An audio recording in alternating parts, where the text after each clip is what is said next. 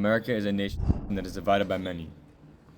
Corrupt politicians who know that too much power to the people takes away from their power to control.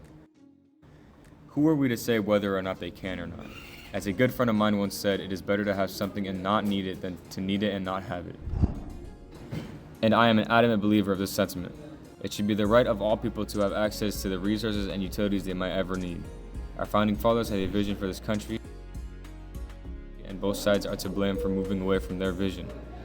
As was said by Thomas Jefferson, all men are created equal, and do not take this message for granted. Everyone in the country should have their opportunities protected by their freedom. We believe everyone in this country should have equal rights to defend themselves. We believe everyone in this country should have total freedom over their own selves with total body autonomy.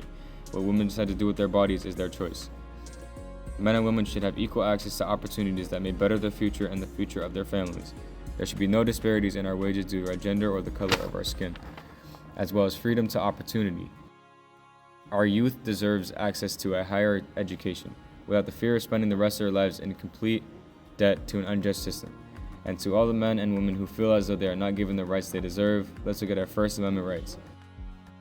People should be able to speak their minds without fear of censorship. People should be able to worship freely and believe in any God they desire. Our two parties and their leaders make a lot of promises that they rarely ever uphold, and when they do, they decide to send in a catch-22. As an American citizen born and raised in California, it is my responsibility to live up to every last person's expectations. This message is approved by me and my presidential aides.